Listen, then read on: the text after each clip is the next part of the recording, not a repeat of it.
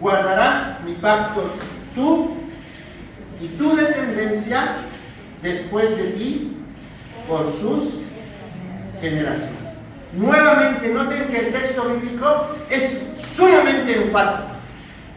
El texto bíblico le dice a Abraham: yo voy a ser tu Dios, pero no solamente tu Dios, seré también el Dios de tus descendientes después de ti por todas las generaciones.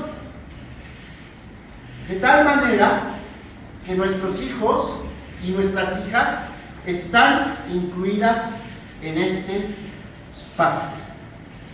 Cuando Dios estableció este pacto con Abraham, el Señor estaba pensando en las generaciones futuras, esas generaciones que todavía no estaban ahí.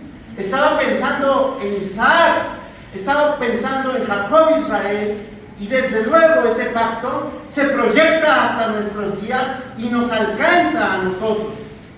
Por eso el autor bíblico dice que es un pacto eterno. Y ya que Dios es el origen del pacto, ya que el Señor es la fuente de este pacto, Él establece las condiciones de ese pacto.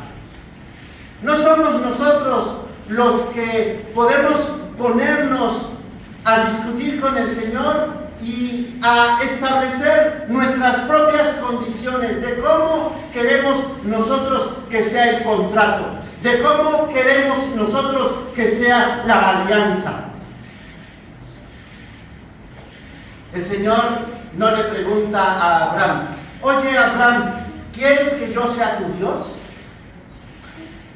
¿El Señor en algún momento le pregunta eso a Abraham? En ningún momento. El Señor le dice: yo seré tu Dios. Le pregunta en algún momento al patriarca Abraham: oye Abraham, ¿quieres que Ismael, que Isaac y que tus descendientes, ¿quieres que yo sea el Dios de tus descendientes? ¿Le pregunta eso en algún momento Abraham a Isaac? En ningún momento. Perdona, a Abraham. En ningún momento le pregunta a Dios a Abraham nada de eso.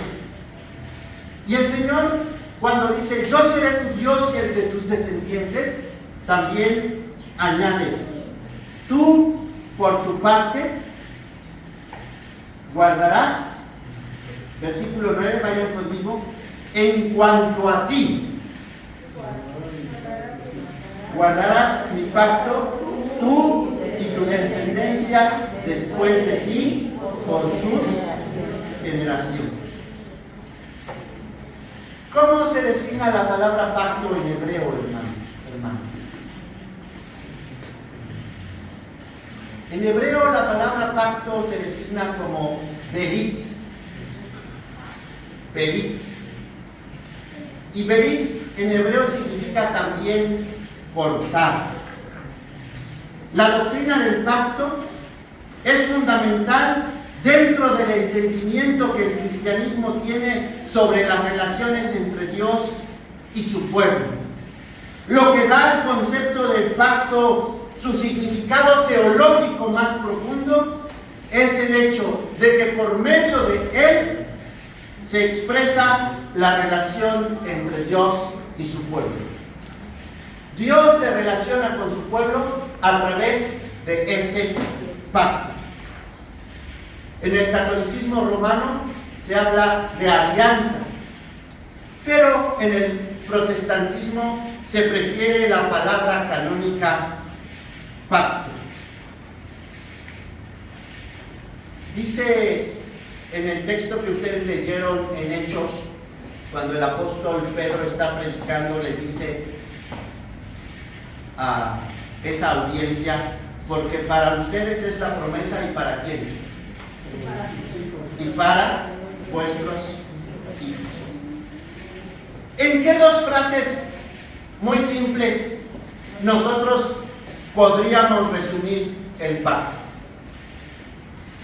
En estas dos frases: yo seré tu Dios y el de tu descendencia. En esas dos frases están contenidas todas las promesas del pacto. Y aquí quiero hacer énfasis sobre la importancia que la fe bíblica tiene acerca de los niños de los creyentes. ¿Cuántos de los que estamos aquí tenemos hijos pequeños? Levanten la mano. ¿Cuántos de ustedes han bautizado a sus hijos? La mayoría, los papás. Hace 15 días fui a predicar a una iglesia al sur del Estado de México, a Joquisingo se llama, y fui a administrar la Santa Cena. Y el hermano encargado de la iglesia había preparado unas uvas para darle a los niños. Yo le dije, no, a los niños, como ya están bautizados y como son miembros de la comunidad del pacto, se les da también la Santa Cena. Y las uvitas se las dejamos para los niños no bautizados, que eran muchos niños. Cuando nosotros como padres no bautizamos a nuestros hijos, estamos excluyéndolos de las bendiciones del pacto. Miren lo que dice el versículo 10 de Génesis 17. Este es mi pacto. Noten el énfasis. Dios dice mi pacto, no dice tu pacto, que guardaréis entre mí y vosotros y tu descendencia después de ti. Será circuncidado todo varón de entre vosotros. Circuncidaréis pues la carne de vuestro prepucio, y será por señal del pacto entre mí y vosotros. Y de edad de 8 días será circuncidado todo varón entre vosotros por vuestras generaciones, el nacido en casa y el comprado por dinero a cualquier extranjero que no fuere de tu linaje. Debe ser circuncidado el nacido en tu casa y el comprado por tu dinero, y estará mi pacto en vuestra carne por pacto perpetuo. Y note el versículo 14. Y el varón incircunciso, el que no hubiere circuncidado la carne de su prepucio, aquella persona será, ¿qué cosa? Cortada de su pueblo. ¿Por qué? Ha violado mi pacto. ¿Cómo se habrán sentido aquellos pequeños que fueron excluidos de la mesa del Señor? Que no les dimos la copa y que no les dimos el pan. ¿Se habrán sentido integrados a la iglesia? No. Fueron excluidos. ¿Y por qué fueron excluidos? Por la desobediencia de sus padres. Porque no era responsabilidad de esos niños, era responsabilidad de sus padres. Y quizá usted esté en este momento pensando, pero pastor, está hablando del Antiguo Testamento y está hablando de la alianza que Dios estableció con Abraham. Lo que ha venido a sustituir hoy al pacto, como vamos a ver más adelante, es el bautismo. El bautismo cristiano ha venido a sustituir a la circuncisión.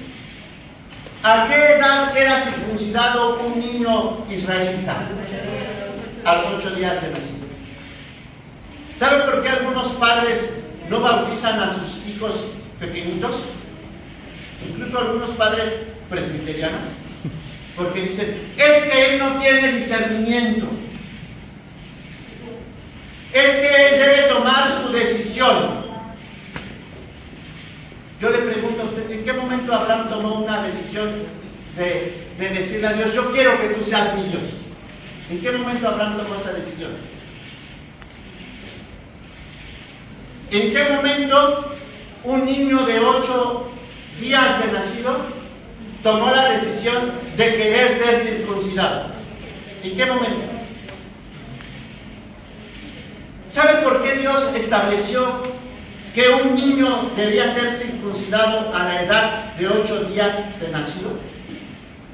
Para enseñarnos que el pacto no depende de nosotros de ningún modo, que no depende de nuestro discernimiento intelectual, que no depende de nuestro esfuerzo, que no depende de nuestra voluntad para hacer eso. Porque un niño a los 8 días de nacido no tenía ninguna clase de discernimiento y ese niño no tenía la menor idea de lo que se estaba haciendo con él.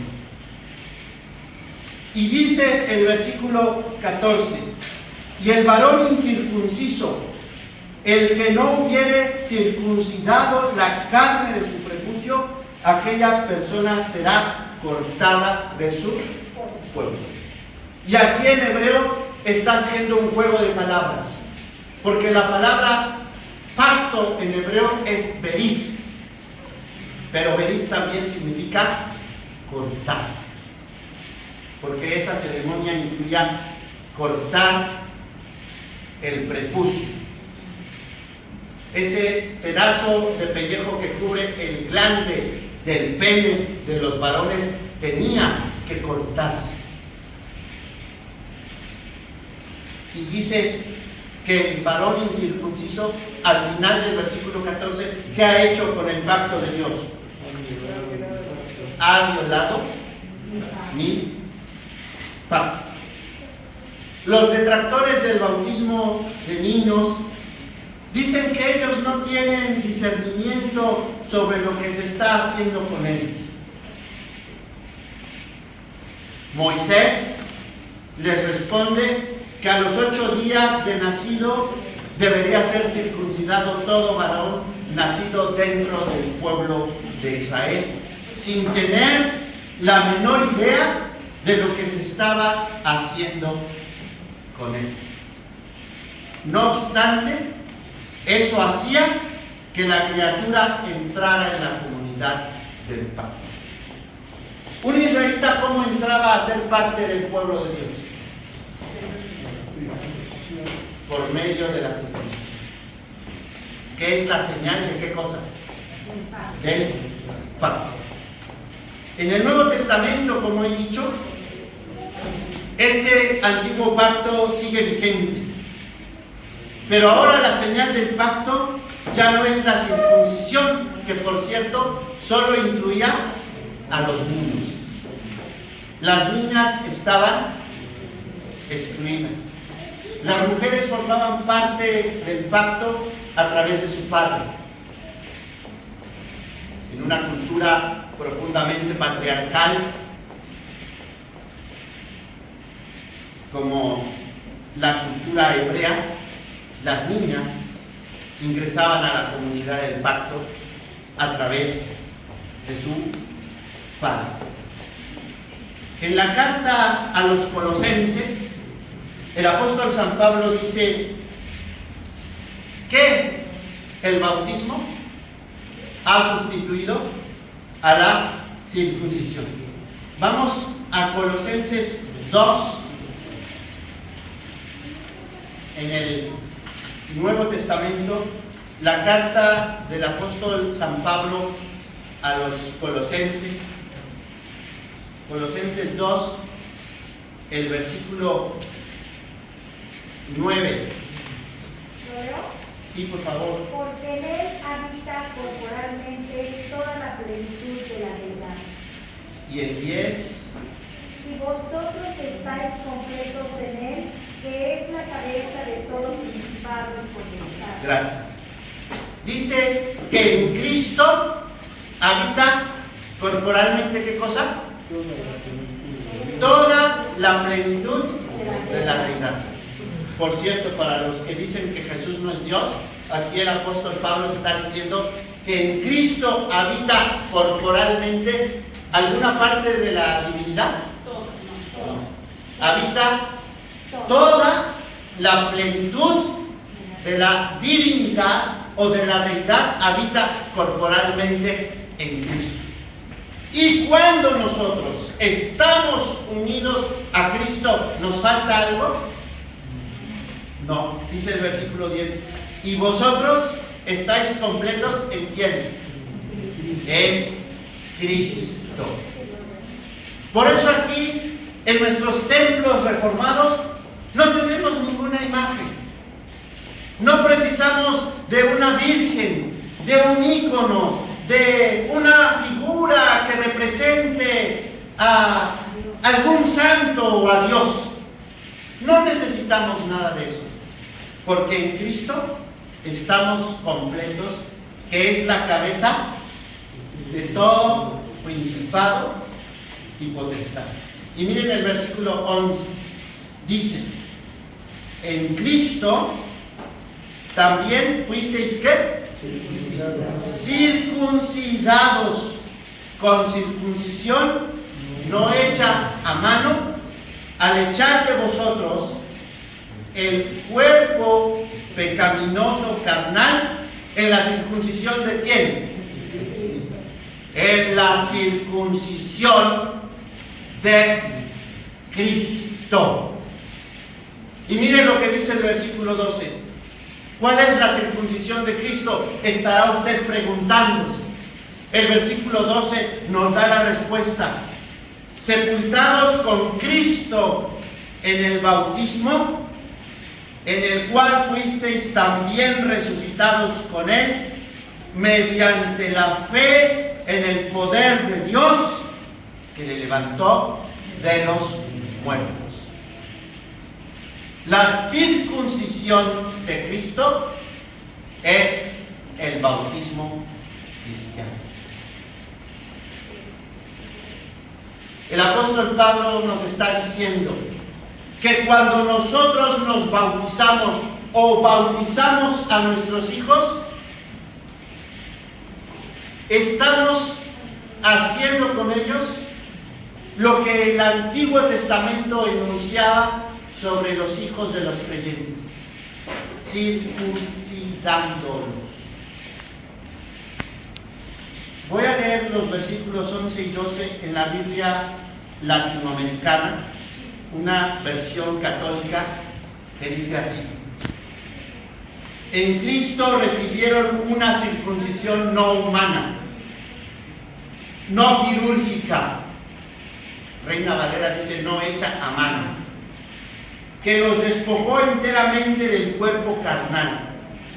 Esta circuncisión de Cristo es el bautismo, en el cual fueron sepultados con Cristo y en él fueron luego resucitados por haber creído en el poder de Dios que los resucitó de entre los muertos. En la iglesia antigua, los bautismos no se efectuaban en cualquier fecha. La iglesia antigua bautizaba a los creyentes una sola vez en todo el año. ¿Saben ustedes en qué día en la iglesia antigua se bautizaban los creyentes? El sábado de resurrección. La noche del sábado de gloria. La noche del sábado de gloria y la vigilia del domingo de resurrección, la iglesia antigua bautizaba a los creyentes. ¿Por qué razón?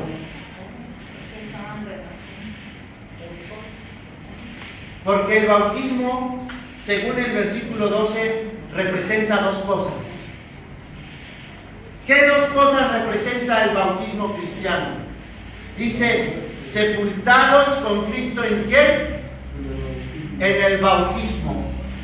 ¿Y qué pasó justamente el viernes de crucifixión en la noche? Cristo fue ¿qué? Sepultado. Cuando el bautizado ingresaba a las aguas bautismales, eso representaba que estaba siendo sepultado ¿con quién? Con Cristo. Y cuando salía de las aguas bautismales, vean lo que dice la segunda parte del versículo 12, en el cual fuisteis también, ¿qué cosa? Resucitados con Él mediante la fe en el poder de Dios que le levantó de los muertos. El bautismo cristiano es tan importante porque representa dos cosas fundamentales en la experiencia concreta de la fe de todo cristiano. En el bautismo todo cristiano es sepultado juntamente con Cristo. Y al mismo tiempo es resucitado con Cristo.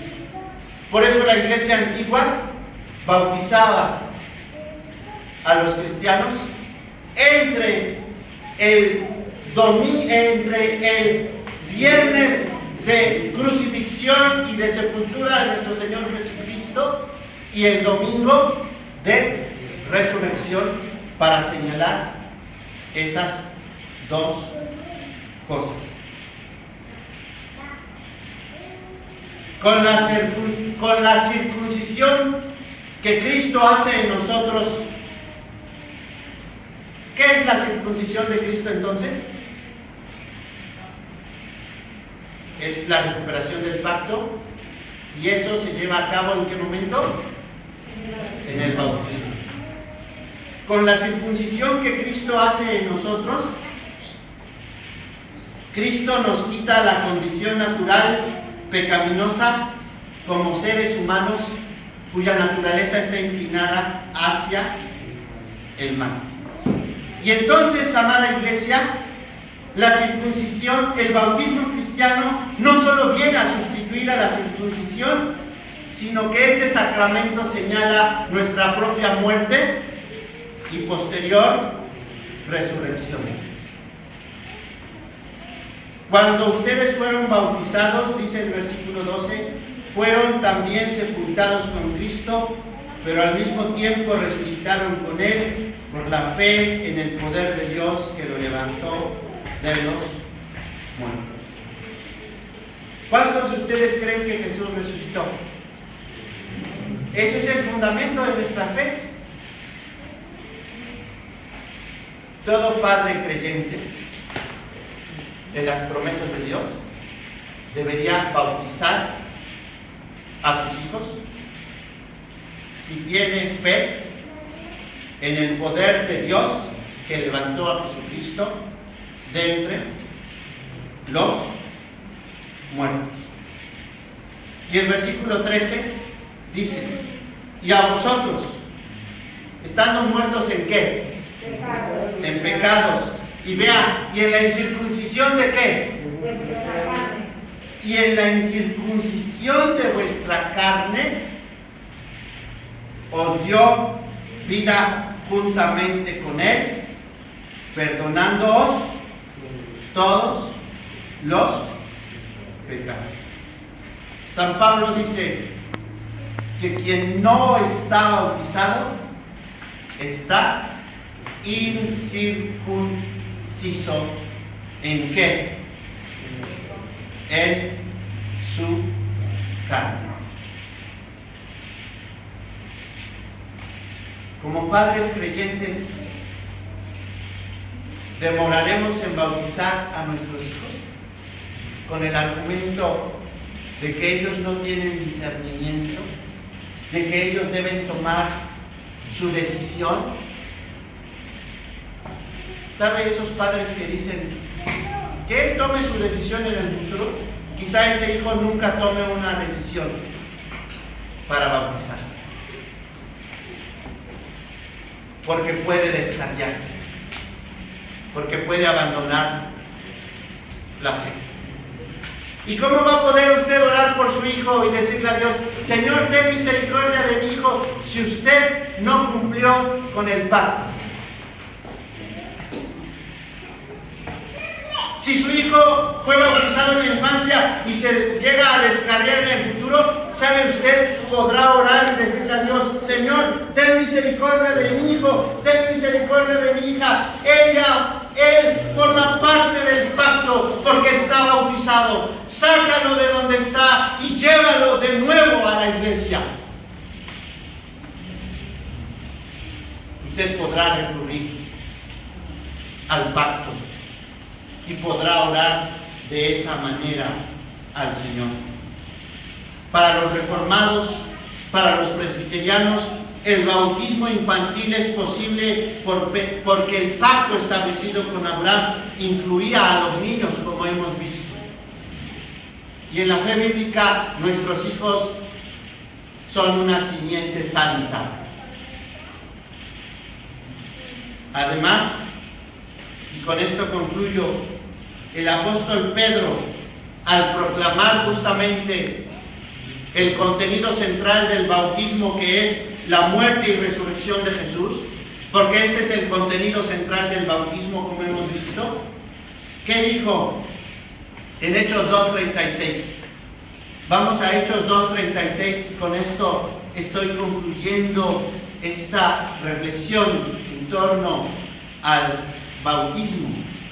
Hechos 2:36 dice: sepa pues ciertísimamente toda la casa de Israel que a este Jesús, a quien vosotros crucificasteis, Dios le ha hecho Señor y Cristo. Al oír esto, se compungieron de corazón y dijeron a Pedro y a los apóstoles: varones hermanos, ¿qué haremos? Pedro les dijo: arrepentíos y bautícese cada uno de vosotros en el nombre de Jesucristo para perdón de los pecados y recibiréis el don del Espíritu Santo. Vean lo que dice el versículo 39. Porque para vosotros es la promesa. ¿Y para quiénes? Y para vuestros hijos y para todos los que están lejos, para cuantos el Señor nuestro Dios llama. El apóstol Pedro está proclamando la muerte y la resurrección de Cristo. Y ese es el contenido central del bautismo. Y el apóstol Pedro dice: esta promesa es para ustedes y para sus hijos.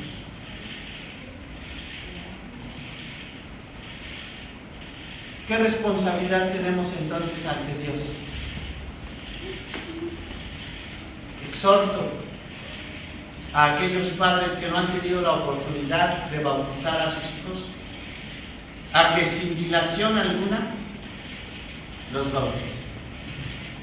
Además, en la iglesia presbiteriana todavía no cobramos los bautismos. Forman parte de la gracia de Dios para su pueblo. Que Dios bendiga su palabra, amada iglesia. Amén. Tengamos una palabra de oración. Padre, gracias por tu palabra. Ayúdanos a ser obedientes a ella, a tu promesa. Gracias porque nuestros hijos son una simiente santa. Gracias porque nuestros hijos y nuestras hijas están incluidos e incluidas, Señor, en tu pacto. Gracias porque en el bautismo, como el apóstol Pablo escribió a la iglesia de Galacia, ya no hay varón ni mujer, judío ni griego, esclavo ni libre, sino que todos sois uno en Cristo Jesús. Gracias, Padre, por esta bendición. Permítenos ser obedientes a tu bendita palabra. Por Jesucristo, tu Hijo amado, te lo pedimos y te damos gracias. Amén. Amén.